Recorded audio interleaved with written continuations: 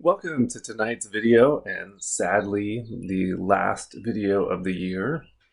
On Unit 11, we'll talk about the chain rule, and we'll start to talk about it. There's some more stuff that you could do with it that you'll do next year, but for the most part, just kind of like a basic introduction. So, the chain rule comes into play when you have a compositions of functions, meaning notice here you have a function raised to a power. So there's two ways that you could do this without the chain rule. Number one, you could multiply it out. You could say y equals 3x to the fourth minus 1 times 3x to the fourth minus 1. Then FOIL, so you get 9x to the eighth minus 6x to the fourth plus 1, and then take the derivative, 72x to the seventh minus 24x to the third, and you'd be done. Or you could do this as a product rule, right? You could do a product rule. You could have f and g, so f of x would equal 3x to the fourth minus 1. F prime would be 12x to the third, and same with g of x would be 3x to the fourth minus 1, and g prime would be 12x to the third. So remember, if you did g f g prime, so you go 3x to the fourth minus 1 times 12x to the third plus 3x to the fourth minus 1 times 12x to the third, and you multiply it out, you get 36x to the seventh minus 12x to the third plus 36x to the seventh minus 12x to the third, combine like terms, and you get 72x to the seventh minus 24x to the third. So that is the two ways that you could do this without the chain rule. Now, why can you not just apply the power rule? Well, the power rule in this case, meaning why can't I just go, if I have y equals 3x to the fourth minus 1 squared, why you just can't go 2 times 3x to the fourth minus 1 to the first, right? That's the power rule. But the power rule does not take into consideration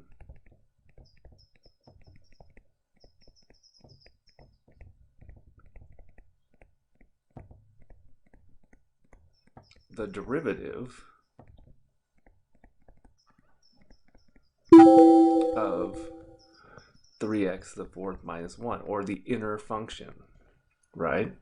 It doesn't take the derivative of this. It only applies if this was just like x, like one term. But if you have an actual function in there, then you can't apply the power rule. So the power rule does not work in this case. That is why there's something called the chain rule. And that basic chain rule says that you take the derivative of the composition times the derivative of the inner function. So, for example, if I was looking at doing the power rule for 3x to the fourth minus 1 squared, right? I mean, the chain rule, sorry.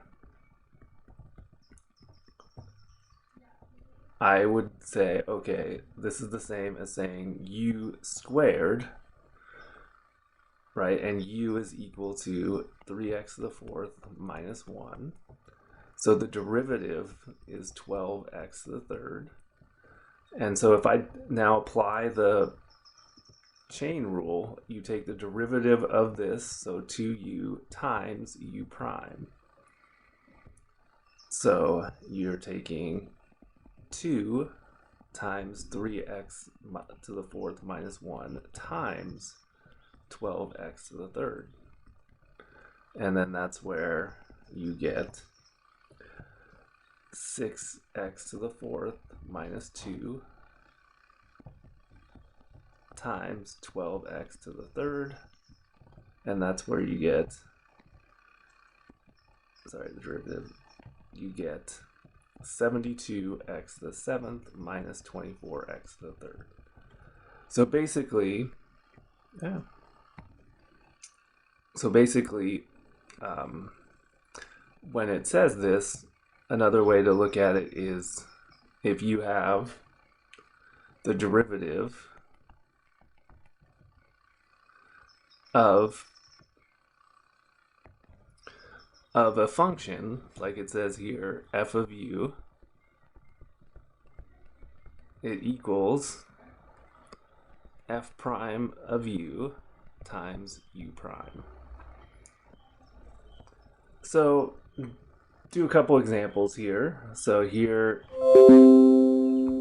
u is equal to 7x to the third minus 5x plus 3. So that is the inner function. So it's basically u to the sixth. So when we say g prime of x, it's going to equal 6 times 7x to the third minus 5x plus 3 to the fifth, but then you got to multiply it by the derivative of the inner function, which is 21x squared minus 5.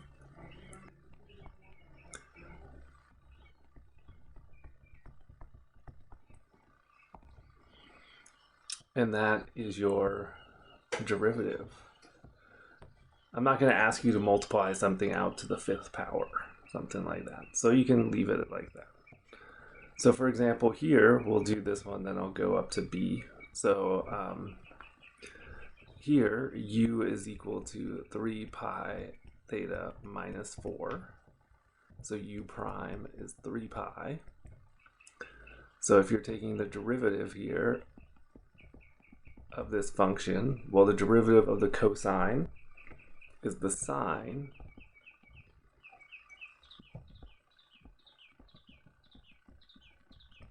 and then times 3 pi.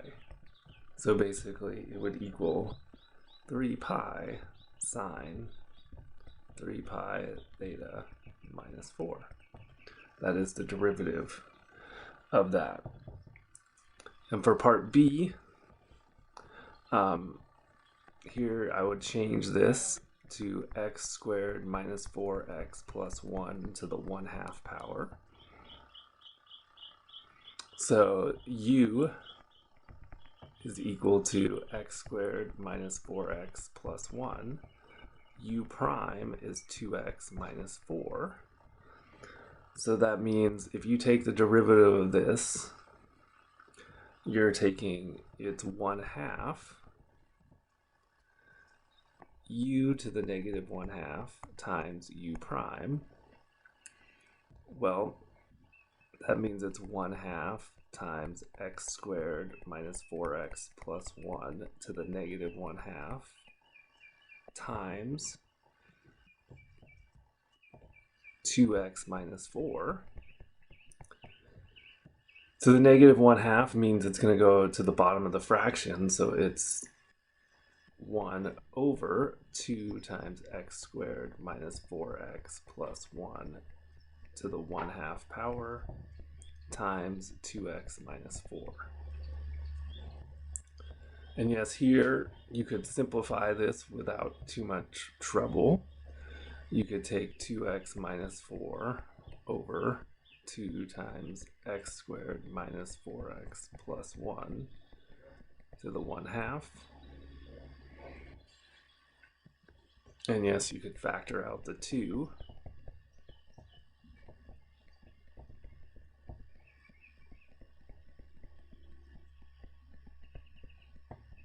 So notice there would be your end result for that one.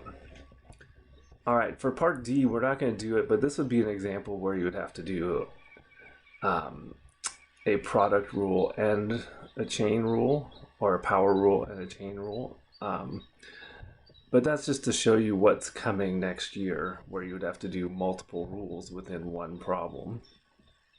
And then last but not least, on the back are some shortcut rules for derivatives we've talked about. And then a couple that we haven't talked about that I'll show you. Like, for example, the absolute value of a function is u over absolute value of u times u prime. Or if you want to take the derivative of an ln, it's just 1 over u times u prime. If you want to take the derivative of e to a power, it's e to the u times u prime. If you want to take the derivative of a logarithm, it's 1 over u ln of b times u prime. And if you want to take the derivative of exponential function, it's b to the u times the ln of b times u prime. And those are just a few. There's actually going to be up to 36, which you'll find out next year when you venture into the world of AP Calculus. All right, so I hope you enjoyed the video, and as always, if you have questions, please feel free to ask, and have a good evening.